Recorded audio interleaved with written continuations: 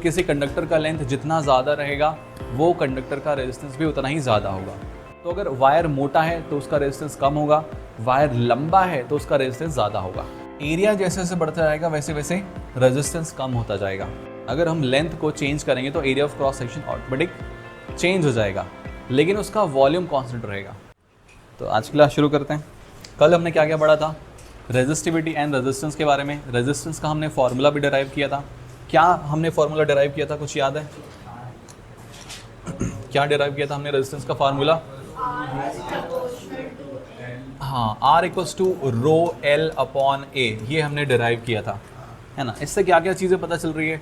R जो है वो L के डायरेक्टली प्रोपोर्शनल टू है और एरिया ऑफ क्रॉस सेक्शन के इन्वर्सली प्रोपोर्शनल टू है। तो किसी कंडक्टर का लेंथ जितना ज़्यादा रहेगा वो कंडक्टर का रेजिस्टेंस भी उतना ही ज़्यादा होगा, और उस कंडक्टर का एरिया ऑफ क्रॉस सेक्शन जितना ज़्यादा रहेगा उसका रेजिस्टेंस उतना ही कम रहेगा, क्योंकि ये इन्वर्सली प्रोपोर्शनल टू है। ठीक है, तो अगर वायर मोटा है तो उसका रेजिस्टेंस कम होगा, वायर लंबा है तो उसका रेजिस्टेंस ज़्यादा होगा। क्लियर? समझ गए? अच्छा, इनके ऊपर हम ग्राफ भी बना लेते हैं। ग्राफ, सबसे पहले ग्राफ बनाएंगे R directly proportional to L पे। तो R और L के बीच का अगर हम ग्राफ बनाएं तो R directly proportional to L है, डायरेक्टली प्रोपोर्शनल टू है, और L का पावर देखो 1 है। तो अगर पावर 1 है तो हम क्या लिखेंगे? हम कुछ ऐसा ग्राफ बनाएंगे, सीधा सीधा ग्राफ। R L के डायरेक्टली प्रोपोर्शनल टू है, सीधा सीधा ग्राफ आता है। जैसे हमने ओम्स लॉ में बनाया था, V और I के बीच का ग्राफ, V और I एक दूसरे के डायरेक्टली प्रोपोर्शनल टू होते हैं तो ग्राफ भी सीधा सीधा जाता है।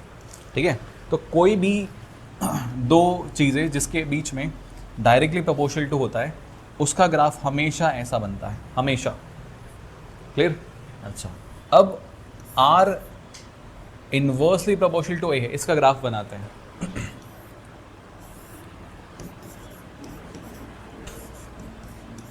एरिया जैसे जैसे बढ़ता जाएगा वैसे वैसे रेजिस्टेंस कम होता जाएगा। ठीक है, क्योंकि इन्वर्सली प्रोपोर्शनल टू है। तो इन्वर्सली प्रोपोर्शनल टू का ग्राफ कुछ ऐसा आता है, ये ऐसा। जैसे जैसे एरिया बढ़ता जाएगा वैसे वैसे रेजिस्टेंस कम होता जाएगा। ठीक है, देखो इस तरफ एरिया बढ़ रहा है, तो एरिया बढ़ रहा है तो रेजिस्टेंस कम हो रहा है। क्लियर? किसी भी इन्वर्सली प्रोपोर्शनल टू का ग्राफ ऐसा ही बनता है हमेशा। ठीक है, इसको याद रखो। और हमने क्या पढ़ा था कल? रेजिस्टिविटी के बारे में पढ़ा था और रेजिस्टेंस के बारे में पढ़ा था। ठीक है, तो रेजिस्टेंस और रेजिस्टिविटी दोनों प्रॉपर्टी है। ठीक है, रेजिस्टेंस और रेजिस्टिविटी दोनों प्रॉपर्टी है। किसकी किसकी प्रॉपर्टी है?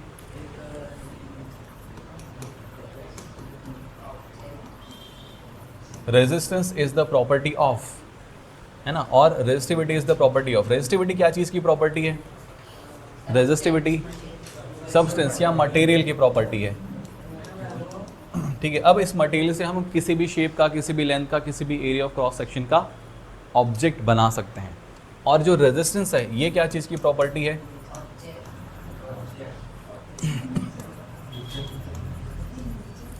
प्रॉपर्टी ऑफ ऑब्जेक्ट है। नेचर किसी का प्रॉपर्टी नहीं होता। हर चीज़, ऑलमोस्ट बहुत सारी चीज़ें नेचर के ऊपर डिपेंड करती है। नेचर किसी की प्रॉपर्टी नहीं होती है। जो प्रॉपर्टी होता है ना वो नेचर पे डिपेंड करता है। ठीक है, नेचर प्रॉपर्टी नहीं होती। जैसे कि रेजिस्टिविटी है, ठीक है, रेजिस्टिविटी है, वो मटेरियल के नेचर पे डिपेंड करती है। तो रेजिस्टिविटी प्रॉपर्टी है, मटेरियल के नेचर पे डिपेंड करती है, जो कि ठीक है, नेचर प्रॉपर्टी नहीं होता। यहीं से शुरुआत करते हैं। कहाँ से? R is equals to rho L upon a. ठीक है, ये बड़ा इंपॉर्टेंट फॉर्मूला है जिससे न्यूमेरिकल्स पूछे जाते हैं। अब देखो A क्या है? Area of cross section. Cross section कैसा होता है? ऐसा, सर्कुलर। हर सर्कल का कुछ ना कुछ रेडियस होता है, रेडियस होता है, और सर्कल का एरिया क्या होता है? पाई आर स्क्वायर। तो A की वैल्यू हो जाती है पाई आर स्क्वायर। यहाँ पे हम पाई आर स्क्वायर पुट कर देते हैं तो R equals to rho L upon pi R square. तो ये R के टर्म्स में या एरिया के टर्म्स में ये R का फॉर्मूला हो गया। ठीक है, दूसरी चीज़,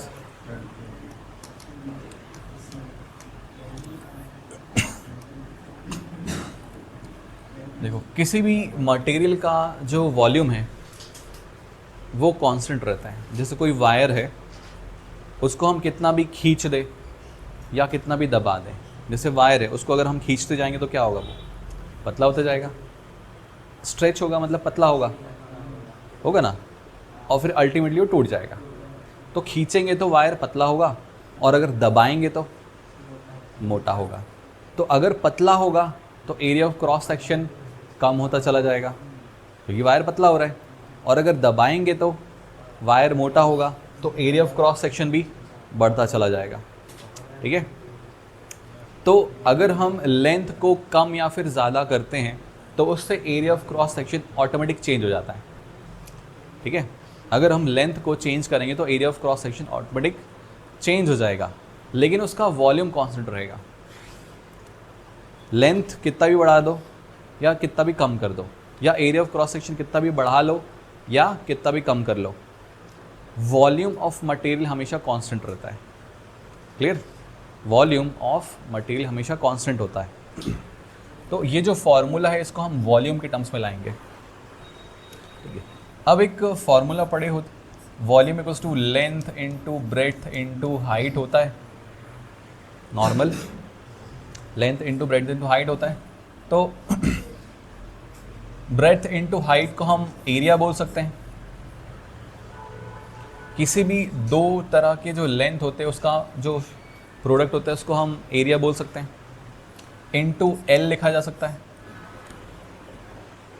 लिख सकते हैं, लिख सकते हैं नहीं, ये तो पढ़े होगे 9 क्लास में। तो वॉल्यूम इक्वल्स टू हो गया एरिया इनटू लेंथ, तो एरिया बराबर क्या हो जाएगा, वॉल्यूम अपॉन लेंथ। एल को वी के नीचे भेज दो। इस ए की वैल्यू को हम यहाँ पे पुट कर देते हैं। ठीक है, अगर इस ए की value which is equals to V upon L को यहाँ पे पुट करें तो क्या आएगा, R is equals to rho L upon V upon L. ठीक है, अब हमने क्या पढ़ा है, डिवाइड का डिवाइड कहाँ जाता है, ऊपर चला जाता है। तो R equals to rho L, ये वाला L भी चला जाएगा ऊपर, अपॉन नीचे क्या आ गया, V। तो R इक्वल्स टू क्या हो जाएगा, रो L स्क्वायर अपॉन V। ये हो गया वॉल्यूम के टर्म्स में रेजिस्टेंस का फॉर्मूला, वॉल्यूम के टर्म्स में। अब वॉल्यूम जो है वो चेंज नहीं होता, फिर लेंथ को कितना भी बढ़ा लो या कितना भी कम कर लो। ठीक है, वॉल्यूम चेंज नहीं होगा। क्लियर, कहाँ से, यहाँ से, यहाँ से, यहाँ से। वॉल्यूम इक्वल्स टू होता है एरिया इनटू लेंथ, क्योंकि volume equals to length into breadth into height होता है। तो किसी भी दो टर्म का हम प्रोडक्ट को हम एरिया मान सकते हैं, या लेंथ इनटू ब्रेड्थ भी एरिया होता है, ब्रेड्थ इनटू हाइट भी एरिया होता है, लेंथ इनटू हाइट भी एरिया ही होता है। दो तरह के लेंथ को मल्टीप्लाई करेंगे तो एरिया निकलता है। अब लेंथ भी, लेंथ तो लेंथ है ही, ब्रेड्थ भी लेंथ है और हाइट भी लेंथ है कि नहीं, तीनों लेंथ है। तो ब्रेड्थ इनटू हाइट को हम एरिया बोल रहे हैं। ठीक है, ब्रेड्थ इनटू हाइट को हम एरिया बोल रहे हैं। तो एरिया इनटू ये क्या है, एल। तो वॉल्यूम इक्वल्स टू हम एरिया इनटू लेंथ लिख सकते हैं। ठीक है, तो एरिया इक्वल्स टू एल को वी के नीचे भेज दो, तो area equals to V upon L हो जाएगा, हो जाएगा। इस एरिया की वैल्यू को हम यहाँ पे पुट करेंगे, R equals to rho l by a में ए की जगह पे हम पुट करेंगे वी अपॉन एल। तो ये ए की जगह पे हमने वी अपॉन एल पुट कर दिया। ठीक है, अब ये डिवाइड है, उसका डिवाइड है, वो ऊपर चला जाएगा, जाएगा है ना। तो एल चला गया ऊपर, तो एल इंटू एल हो गया एल स्क्वायर, और नीचे रह गया वी। तो R equals to rho L square upon V. ये वॉल्यूम के टर्म्स में रेजिस्टेंस का फॉर्मूला हो जाता है। ठीक है, इसको न्यूमेरिकल सॉल्व करने में इसका इस्तेमाल करते हैं। ठीक है, नोट करो।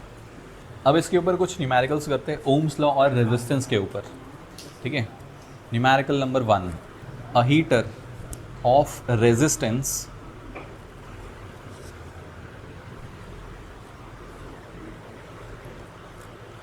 50 ओम। ओम का साइन कैसे डालना है मालूम है ना? हाँ, नहीं 50 ओम is connected to a 220 volt line. How much current will this heater draw? तो सॉल्व करते हैं इसको। क्या क्या गिवन है? रेजिस्टेंस गिवन है, और क्या गिवन है? पोटेंशियल डिफरेंस भी गिवन है ना? एक हीटर है जिसका रेजिस्टेंस कितना है? 50 ओम है, और वोल्टेज कितना है? 220 वोल्ट। हमको निकालना क्या है? करंट निकालना है। ठीक है, हाँ, V is equals to I R होता है। V is equals to I R, this is Ohm's law. तो ओम्स लॉ से हम निकालेंगे V is equals to I R होता है। I निकालना है तो I इक्वल्स हो जाएगा V अपॉन R। ये R को V के नीचे भेज दो, तो I is equals to V upon R। V कितना है? 220। R कितना है? 50। ठीक है, ये 0 और 0 कट जाएगा, बचेगा कितना? हाँ, 4.4। 22 को 5 से डिवाइड करेंगे तो 4.4 एम्पियर।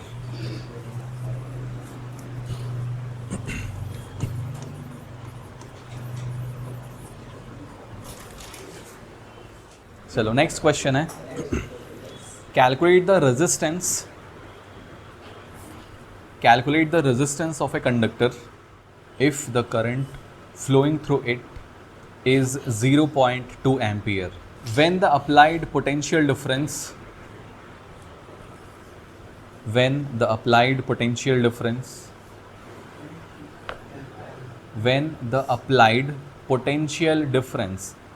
है ना, पोटेंशियल डिफरेंस को शॉर्ट में कैसे लिखना है? PD शॉर्ट में बना सकते हो।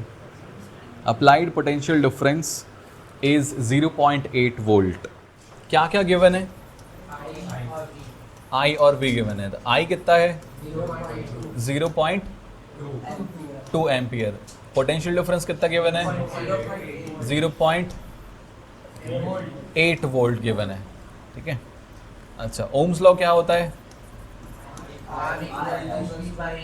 V is equals to I into R। अच्छा, हमको निकालना क्या है? R निकालना है, यानी कि रेजिस्टेंस निकालना है ना। कैलकुलेट द रेजिस्टेंस पूछा हुआ है, तो R इक्वल्स टू क्या लिखेंगे अपन? V अपॉन I लिखेंगे। V कितना है? 0.8। I कितना है? 0.2। पॉइंट को हटा दो तो ये हो जाएगा 8/2। 8 को 2 से काटेंगे तो 4 ओम। ठीक है, okay. Next question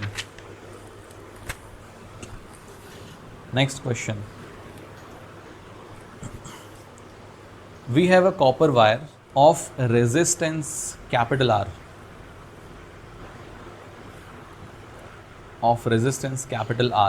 this wire is pulled so that its length is doubled। Bracket में लिख लो, टेम्परेचर रिमेन्स कांस्टेंट। टेम्परेचर हमेशा कांस्टेंट होता है, वो चेंज नहीं होता। ठीक है, टेम्परेचर कांस्टेंट है। Find the new resistance of the wire in terms of its original resistance।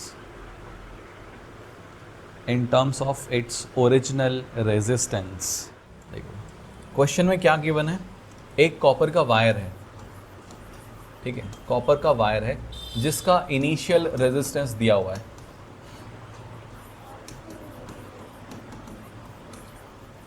कितना है इनिशियल रेजिस्टेंस? कैपिटल R है। ठीक है, अब इसका लेंथ नहीं दिया है, इनिशियल लेंथ कितना है पता नहीं है, बस ये गिवन है कि जो वायर है उसको हम खींच रहे हैं और खींच के उसका लेंथ क्या कर दिए? डबल कर दिए, है ना। हमने उसको खींचा और लेंथ क्या हो गया? उसका डबल हो गया। तो पहले अगर लेंथ L था तो अब 2L हो जाएगा। तो मान लो कि इनिशियल लेंथ इनिशियल लेंथ, क्योंकि गिवन नहीं है इसलिए हम मान रहे हैं, तो इनिशियल लेंथ उसका L है, और फाइनल लेंथ कितना होगा, 2L होगा, क्योंकि डबल हो गया लेंथ। अगर बोलता कि ट्रिपल हो गया लेंथ तो 3L, अगर बोलता कि 4 टाइम्स हो गया तो 4L, ऐसा करके लेते हैं। अगर लेंथ हाफ हो गया तो L/2 नहीं। क्लियर? तो इनिशियल रेजिस्टेंस कॉपर वायर का R है, इनिशियल लेंथ L है, हमने वायर को खींच के उसका लेंथ क्या कर दिया, डबल कर दिया। ठीक है, डबल कर दिया।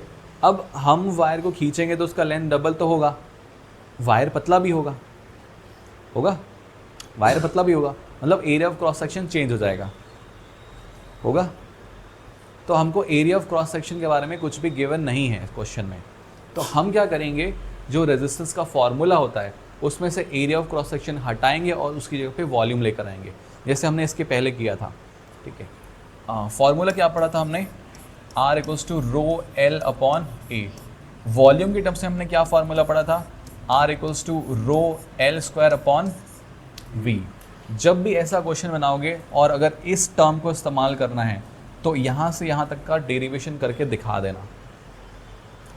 ठीक है, डेरिवेशन करके दिखा देना। कैसे डेरिवेशन करोगे, याद है, वॉल्यूम इक्वल्स टू होता है एरिया इनटू लेंथ, तो एरिया बराबर होता है वॉल्यूम अपॉन लेंथ। इस एरिया की वैल्यू को हम यहाँ पे पुट कर देंगे, तो R = ρL अपॉन एरिया की वैल्यू यहाँ पे डालेंगे तो क्या आएगा, V/L। फिर ये L ऊपर जाएगा तो L के साथ में मल्टीप्लाई हो जाएगा, तो R की वैल्यू आ जाएगी ρL²/V। क्लियर? अब हम इसका इस्तेमाल करेंगे इस क्वेश्चन को सॉल्व करने के लिए। ठीक है, नाउ इनिशियल रेजिस्टेंस हमको दिया हुआ है R, इनिशियल लेंथ L है, और वॉल्यूम जो है मटेरियल का वो V है, इनिशियल वॉल्यूम। फाइनल वॉल्यूम भी V ही रहेगा क्योंकि V की वैल्यू चेंज नहीं होती, वॉल्यूम ऑफ मटेरियल कभी भी चेंज नहीं होता, तो V वही रहेगा। रेजिस्टिविटी भी चेंज नहीं होती तो रेजिस्टिविटी भी वही रहेगी। ठीक है, तो इनिशियल रेजिस्टेंस R है। ठीक है, दिस इज, ये क्या है, initial resistance. Initial resistance R है और R की वैल्यू क्या है, ρL²/V। अब फाइनल लेंथ क्या है, 2L। तो लेट हम लिखते हैं फाइनल रेजिस्टेंस R' लिख देते हैं। ठीक है, फाइनल रेजिस्टेंस R' लिख देते हैं।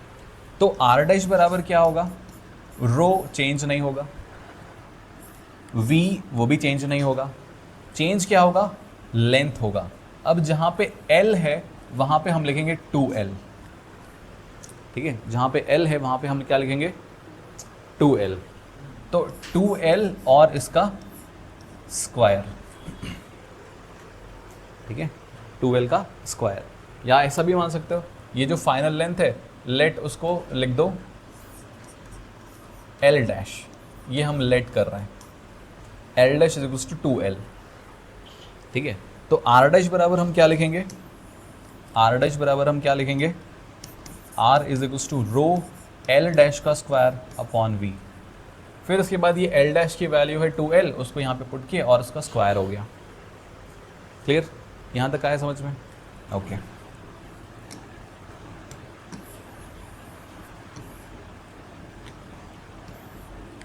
अच्छा, नाउ R' क्या होगा, रो 2 का स्क्वायर 4, L का स्क्वायर L² अपॉन वॉल्यूम हो जाएगा।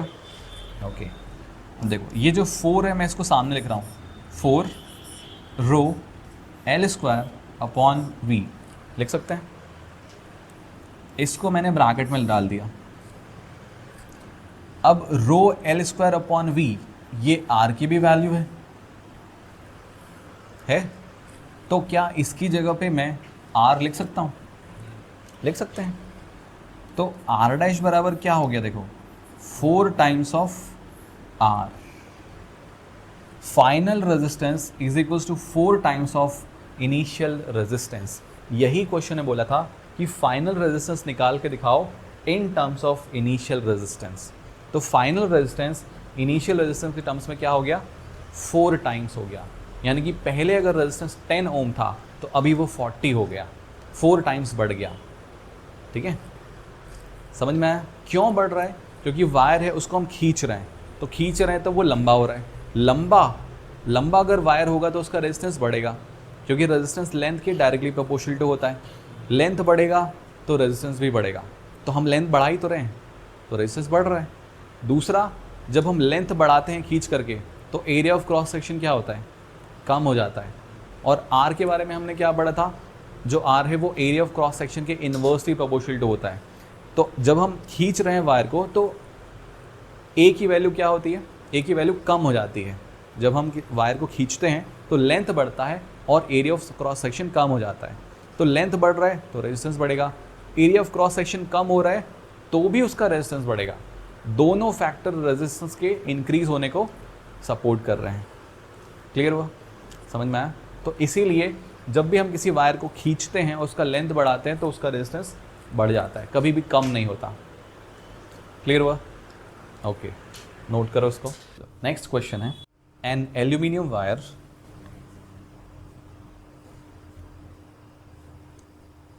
Have the resistance capital R. An aluminum wire have the resistance capital R. This wire is pulled so that its length is tripled. Find the new resistance of this wire. Find the new resistance of this wire if the temperature remains constant all the time. If the temperature remains constant all the time. तो क्या दिया हुआ था हमको? Aluminium wire, right, जिसका initial resistance कितना था?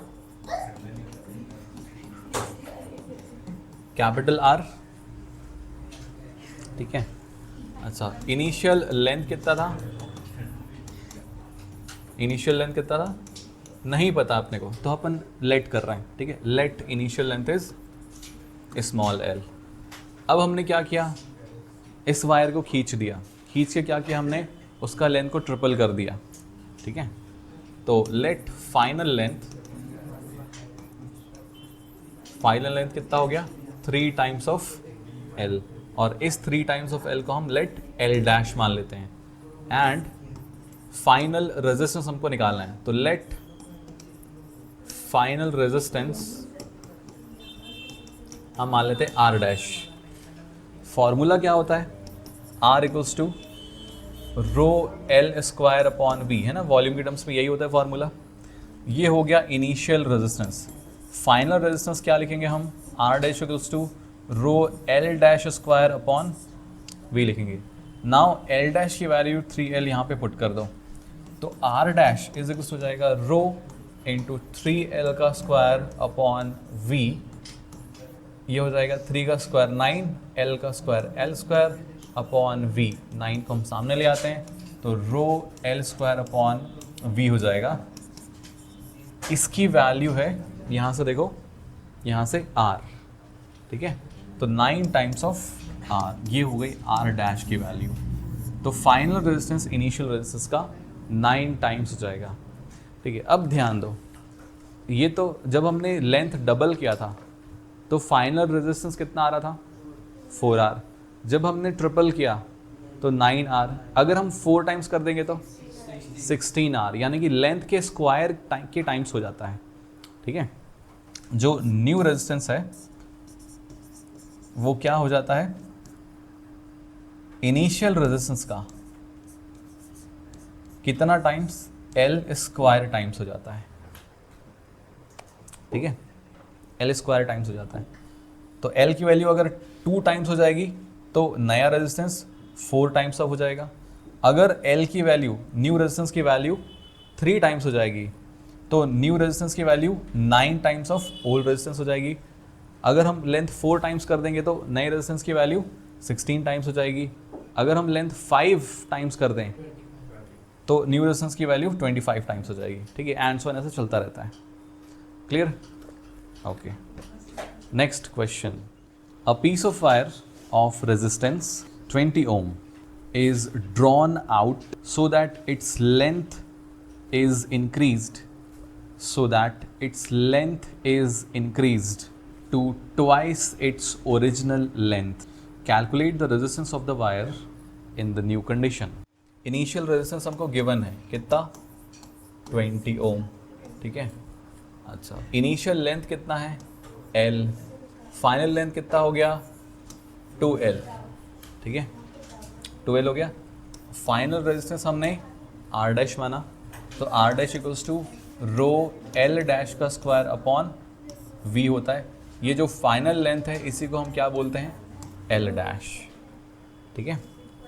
यहाँ पे L डैश की वैल्यू 2L डाल देंगे तो rho into 2L the square upon V, तो ये हो जाता है 4L स्क्वायर अपॉन V। 4 को सामने ले आओ तो 4 रो L स्क्वायर अपॉन V, ठीक है। और ये किसकी वैल्यू होती है इनिशियल रेजिस्टेंस R की वैल्यू होती है, ठीक है। अब इनिशियल रेजिस्टेंस हमको 20 ओम दिया हुआ है, यहाँ पे R की वैल्यू 20 रख दो, कितना हो जाएगा 80 ओम। चलो नेक्स्ट क्वेश्चन है, a cylinder of material is 10 centimeter long and has a cross section of 2 centimeter square. If its resistance along the length is 20 ohm, what will be its resistivity? What is given? Question में क्या क्या given है? Length given है, कितना given है 10 centimetre, तो पहले हम सेंटीमीटर लेके बनाएंगे फिर उसके बाद मीटर लेके बना देंगे, ठीक है। एरिया ऑफ क्रॉस सेक्शन ये भी गिवन है 2 सेंटीमीटर स्क्वायर, क्लियर। रेजिस्टेंस भी गिवन है, कितना गिवन है रेजिस्टेंस 20 ओम गिवन है। फॉर्मूला क्या होता है R equals to rho L upon A। अच्छा, निकालना क्या है हमको रेजिस्टिविटी निकालनी है, R equals to rho L upon A होता है, दिस इज द फॉर्मूला। निकालना क्या है रेजिस्टिविटी निकालनी है, रेजिस्टेंस इज गिवन और रेजिस्टिविटी फाइंड करनी है। तो रो इक्वल्स टू क्या हो जाएगा R A upon L, A को हम R के पास भेज देंगे और L नीचे चला जाएगा, ठीक है। अब यहाँ पे सारी वैल्यूज पुट कर देते हैं। R है 20 ओम, एरिया गिवन है 2 और लेंथ गिवन है 10, ठीक है। ये 10 इससे 2 बार में कटेगा, 2 2 सा कितना हो गया 4 ओम सेंटीमीटर, ठीक है। अब मीटर में कन्वर्ट करके लेते हैं। नाउ लेंथ दिया है 10 सेंटीमीटर, इसको जब मीटर में कन्वर्ट करेंगे तो इसको 100 से डिवाइड करेंगे, ठीक है, इतना मीटर हो गया। तो कितना आ जाएगा लेंथ 0.1 मीटर। दूसरा तरीका और कैसे हम कर सकते हैं, कोई भी जो लेंथ दिया हुआ होता है उसको क्या करो 10 टू द पावर -2 से मल्टीप्लाई कर दो, ठीक है। 10 टू द पावर -2 से मल्टीप्लाई कर दो तो वो हो जाता है मीटर, क्लियर। अच्छा, area is given 2 centimetre square, इसको अगर मीटर स्क्वायर में कन्वर्ट करना है तो इसको क्या करो 10 टू द पावर -4 से मल्टीप्लाई करो मीटर स्क्वायर, या क्या कर सकते हैं जो 2 है उसको 10,000 से डिवाइड करो तो इतना मीटर स्क्वायर। अब क्यों ऐसा, यही है ना, यही क्वेश्चन है कि क्यों। नहीं हाँ हाँ, तो 2 बार शिफ्ट हुआ ना। 0.1 कैसे, देखो 10 अपॉन 100, ये 1 0 कट गया तो आया ये 1 अपॉन 10 तो 0.1। अच्छा, और दूसरा 2 बार शिफ्ट करके भी दिखा देते हैं 10 अपॉन 100, ठीक है। तो पॉइंट हम कहाँ लगाएंगे 1 और 2 डिजिट के पहले, यानी कि 0.10, तो इसको तो हम 0.1 ही लिखेंगे, इसके बाद का 0 का कोई मतलब होता नहीं है। 10th क्लास में नहीं होता, 11th 12th में होता है वहाँ पे अगर नहीं लगोगे तो नंबर कट जाएगा, ठीक है। अब हुआ, क्लियर हुआ, समझ में आया। अच्छा, कुछ लोगों को ये तो डाउट नहीं है कि हमने 100 से डिवाइड किया या फिर 10 टू द पावर -2 से मल्टीप्लाई किया, तो ये दोनों मैंने सेम बोला, दोनों से मीटर में कन्वर्ट हो जाता है। तो इसका मतलब और इसका मतलब सेम ही है। क्यों सेम है? देखो नीचे 100 है, तो 100 को मैं 10 का पावर 2 लिख सकता हूँ। 10 के पावर 2 को ऊपर भेजो तो 10 का पावर 2 ऊपर जाएगा, तो 10 का पावर -2। ठीक है, तो ऐसा लिखो या ऐसा लिखो, दोनों का मतलब सेम ही होता है। या तो 100 से डिवाइड करो या तो इंटू 10 टू द पावर -2 कर दो। ठीक है, तो दोनों से मीटर में कन्वर्ट हो जाता है। क्लियर हुआ? ओके। अब एरिया, एरिया क्या है? अगर हमको सेंटीमीटर स्क्वायर को मीटर स्क्वायर में कन्वर्ट करना है तो या तो 10 टू द पावर -4 से मल्टीप्लाई करो या तो 10,000 से डिवाइड करो। अब इन दोनों का मतलब भी सेम ही होता है। ठीक है, सेम कैसे होता है? 10 का पावर -4 का मतलब क्या होता है? 1/10 का पावर 4 लिख सकते हैं अपन, है ना। जैसे 2 इंटू 10 टू द पावर -4 है, तो 2 इंटू 1/10 का पावर 4 लिख सकते हैं। तो 10 का पावर 4 का क्या मतलब होता है? 1 के बाद 4 0 लगाओ, तो 4 0 का मतलब होता है 10,000। तो 2 को 10,000 से डिवाइड करना या इंटू 10 टू द पावर -4 करना, दोनों का मतलब सेम ही होता है। क्लियर है? 2 सेंटीमीटर स्क्वायर है, तो 2 को अगर हम मीटर में कन्वर्ट करेंगे तो 2 इंटू 10 टू द पावर -2 ये मीटर होगा। लेकिन सेंटीमीटर का स्क्वायर है, तो हम क्या करेंगे? इतने पोर्शन का स्क्वायर कर देंगे।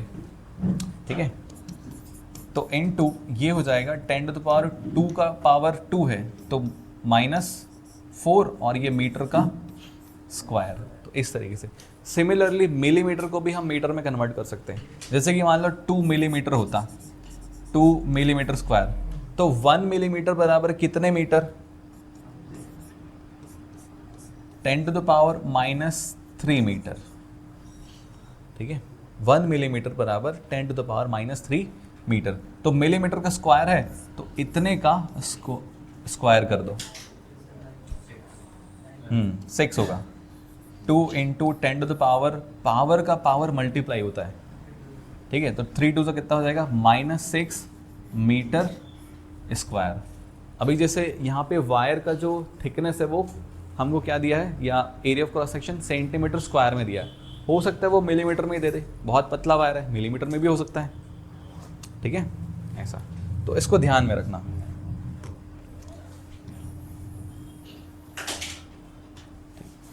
तो एरिया भी हमने निकाल लिया, रेजिस्टेंस हमको 20 ओम गिवन है। ठीक है, now R equals to rho L by a होता है, तो रो इज इक्वल्स टू हो जाएगा RA/L। R की वैल्यू 20 है, A की वैल्यू क्या है? 2 इंटू 10 टू द पावर -4 है, और L की वैल्यू क्या है? 0.1, या 0.1 को देखो हम 10 टू द पावर -1 भी लिख सकते हैं, लिख सकते हैं कि बताऊं कि कैसे लिखे, पता है ना? हाँ, तो 10 टू द पावर -1, ये 10 टू द पावर -1 ऊपर चला जाएगा तो +1 हो जाएगा, होगा। और ये 22 से मल्टीप्लाई हो जाएगा तो 40 हो जाएगा, तो इंटू 10 टू द पावर -4, और ये ऊपर जाएगा तो +1 हो जाएगा। कितना हो जाएगा? देखो 40 इंटू 10 टू द पावर -3, ये 0 को भेज दो इसके पास में, तो कितना होगा? 4 इंटू 10 टू द पावर -2, जिसको हम 0.04 भी लिख सकते हैं, और इसका यूनिट हो जाएगा ओम मीटर। आइए समझ में। नेक्स्ट क्वेश्चन है, a wire is of length 100 centimetre, a wire is of length 100 centimetre and has a cross section area 4 centimeter square. If its resistance along the length is 50 ohm, 50 ohm, what will be its resistivity? इस question को solve करते हैं। देखो given क्या क्या दिया है, क्या क्या गिवन है?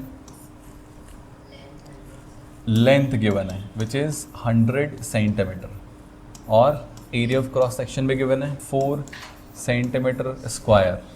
ठीक है, अच्छा, resistance is also given 50 ohm given है। ठीक है, फॉर्मूला होता है R equals to row L/A, तो रो इक्वल्स हो जाएगा आर ए अपॉन एल। ठीक है, आर की वैल्यू 50 है, एरिया ऑफ क्रॉस सेक्शन की वैल्यू 4 है और लेंथ की वैल्यू 100 है। कितना हो जाएगा देखो, 51 ज़ा 52 ज़ा, फिर 4 जो है वही 2 से कट जाएगा, तो 2 ओम सेंटीमीटर। ठीक है, 2 ओम सेंटीमीटर। क्लियर।